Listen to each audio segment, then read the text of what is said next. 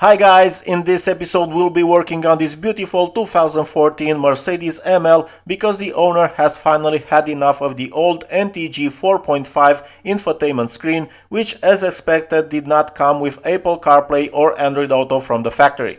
The original display is also quite small compared to the massive dashboard of this SUV, so upgrading it to a 12.3-inch screen is going to completely transform the interior. Once we're done, I guarantee this setup will make the vehicle look much closer to a new Mercedes GLE. The best part is that all the factory features remain fully functional, including the original Mercedes menus and controls. This screen allows screen mirroring, and very important, if you don't already have a reverse camera, connecting one to this screen is super simple and I will guide you through all the steps.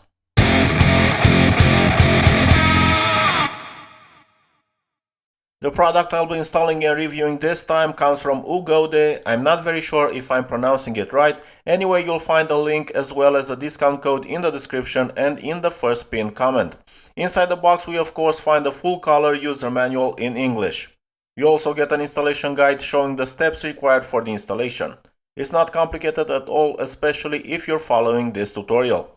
Here we have the Ugode screen itself. On the back there's a label showing the seller's information, the 12.3-inch screen size and the operation system, which, like most CarPlay screens, is Linux based. According to the specs, the display features a 1920 by 740 resolution. Inside the box we also find the complete mounting bracket assembly for the screen, including the ventilation ducting and the new air vents.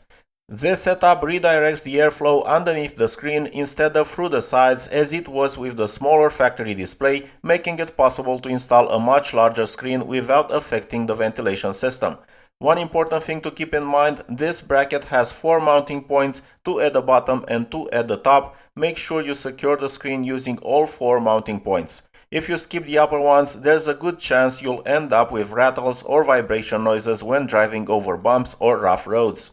This is the main wiring harness with the 2 quad-lock connectors commonly used by most factory head units. You'll also find an audio out wire that must be connected to the supplied aux cable.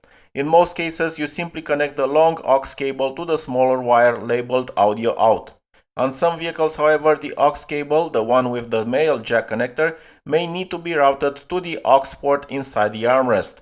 The easiest way to check is to test the system before the final installation. If there's no sound, simply connect the aux cable to the aux port inside the armrest and route it underneath the center console. Ugode also includes an AMI adapter in case your vehicle has an AMI port instead of a standard aux jack in the armrest. However, keep in mind that the screen also supports Bluetooth audio, so you actually have 2 audio sources available.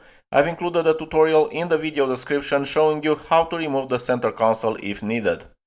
This is the power cable for the screen, and through its RCA ports and additional wires it allows the connection of both a front camera and a reverse camera. I will show you on the vehicle just how simple it is to connect a reverse camera. In the box we also find a small wiring harness with 2 USB ports in case we want to play media files, use Wireless CarPlay or even perform software updates. Here we have this blue wire with a 12-volt output that can power the reverse camera, which means we do not need to connect the camera to the reverse lights.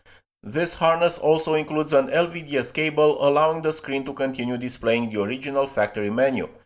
This is a metal mounting bracket that will sit in place of the original screen and is designed with holes for the screws that will secure the plastic mounting bracket. Be careful when installing it and make sure the writing is oriented correctly, otherwise the screw holes will not line up properly.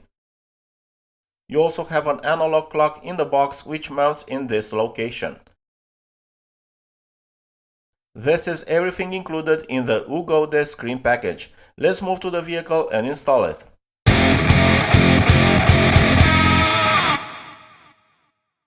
First, use the trim removal tool to remove this silver trim surrounding the head unit. It is held in place by only 4 clips.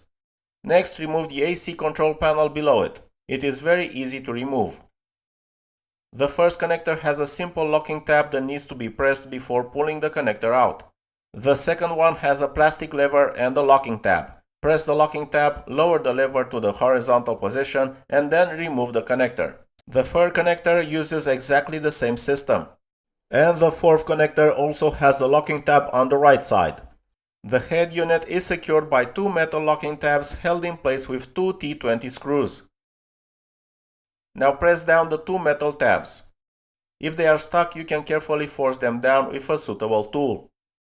Once the two metal tabs are lowered, the head unit can be pulled out.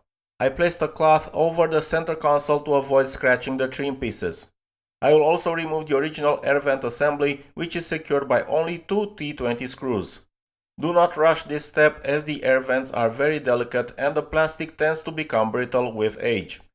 This is important only if you intend to sell the original assembly intact, since it will be replaced by the new screen assembly anyway. On the two sides you may find two connectors for the illumination of the airflow control wheels. Not all ML models have these connectors. You can easily detach them from their plastic mounts. These connectors are quite annoying to remove. You need to press this tab with a pointed tool while pulling on the connector. Another method that works is inserting the tool alongside the connector to release the locking tab. We are now done with the air vent assembly and can move on to the screen. It's secured by only two T20 screws. Remove the original screen, which has only two connectors. One is the black power connector. It has a small tab that must be pressed while pulling the connector out. The LVDS cable connector also has a small tab that needs to be pressed. For the CarPlay screen, we will only use the LVDS connector. The black power connector is no longer required. Let me briefly return to the aux audio connection for those who do not want to use Bluetooth audio. The standard setup is simply connecting these two cables together. One important thing to mention is that, as you probably already know, some vehicles may have a slight amount of noise on the aux input. For that reason, I recommend installing a ground loop insulator on the aux line like the one shown in the photo. If when testing the audio there is no sound at all, you will need to route the wire underneath the center console all the way to the aux jack port inside the armrest. Now we will disconnect the original quad lock connector. Press the locking tab at the bottom and lift the plastic lever. On some head units you may find a fiber optic cable here in the corner. All you need to do is remove it from the original quad lock connector and transfer it to the aftermarket connector that will be plugged into the head unit. I will now connect the original connector to its matching aftermarket connector, and now I am plugging the other aftermarket connector into the head unit. As I mentioned earlier, if your vehicle has a fiber optic cable, transfer it to this connector as well. I will route the power cable for the screen toward the upper section of the dashboard. Now I take the wiring harness with the LVDS connector and connect it to the original LVDS connector. And we are almost done with the connections. I now take the screen and connect the two connectors. There's no way to mix them up because they have different sizes. Let's switch on the ignition. And there we go. The screen is already powered up.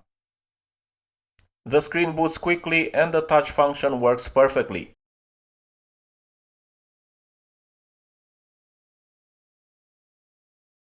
I also tested the audio and everything is working correctly.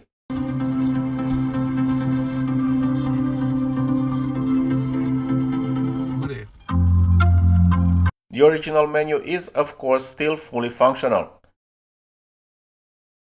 I also really like the fact that the rotary controller remains operational. I'll show you more once the installation is complete. Let me show you now how easy it is to connect any type of reverse camera. The RCA connector plugs into the port labeled back video and the 12-volt power supply comes from the blue wire. I will leave a link in the description showing the actual installation of the camera at the rear of the vehicle. These are the supported video signal formats in case you want to purchase a camera for this screen. On some cameras you can cut a wire to switch between digital and analog video signals or to change the resolution. I will also leave a link to the camera in the description.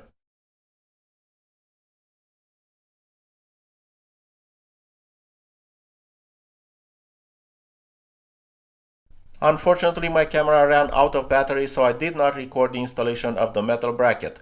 However, it is very simple, just install it in place of the original screen bracket with the writing oriented so it can be read normally. Next, position the vent assembly in place. As I mentioned earlier, it is important to secure the plastic bracket to the metal bracket using the 2 screws included in the package to ensure a solid installation. On the rear side, the screen has guide tabs that slide into the mounting rails of the bracket.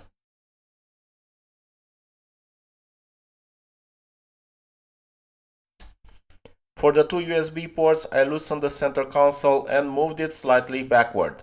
If you wish, you can route a USB extension cable all the way to the armrest where the original USB port is located. To make the installation easier, place the quad lock connectors directly behind the head unit in the small cavity at the back. This will give the unit enough room to slide into place without putting pressure on the wiring.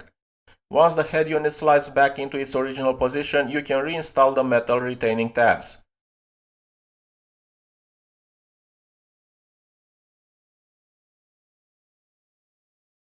All that remains is reconnecting the AC control panel, reinstalling the silver trim, and we are almost finished.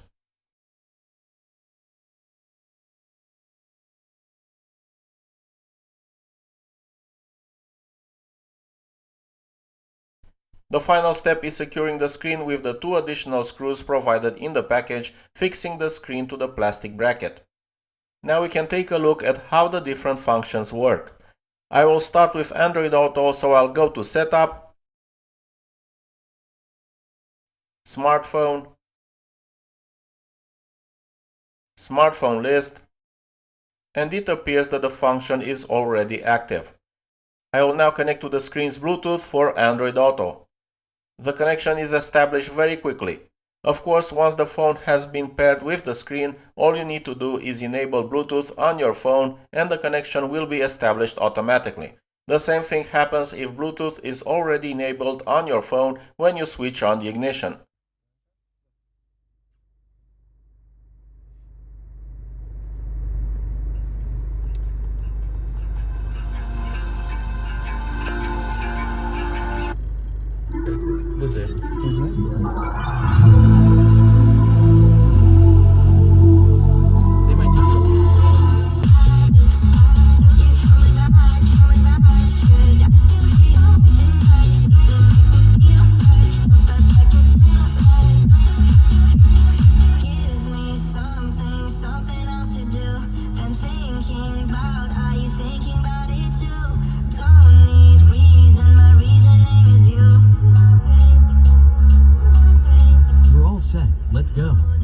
For Android mirroring, you need to activate the Auto Link function. This will automatically disable Android Auto and CarPlay because all of them use the same Wi-Fi network. Then open the Auto Link app and connect to the screen's Wi-Fi network.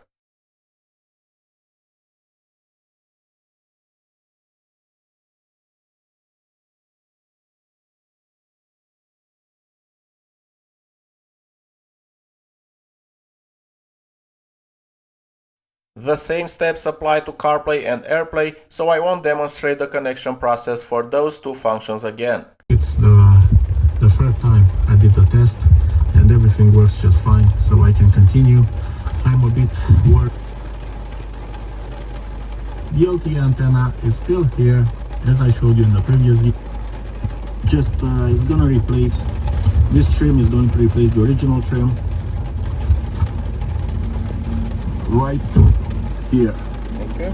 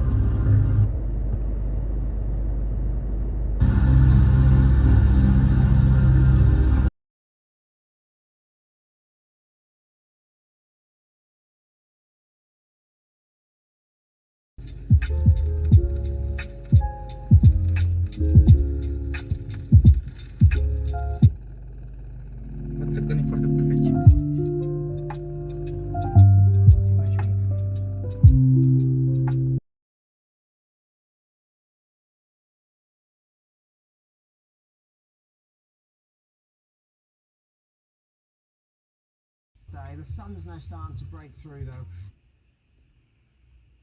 Calculate the lengths of the upright for the back.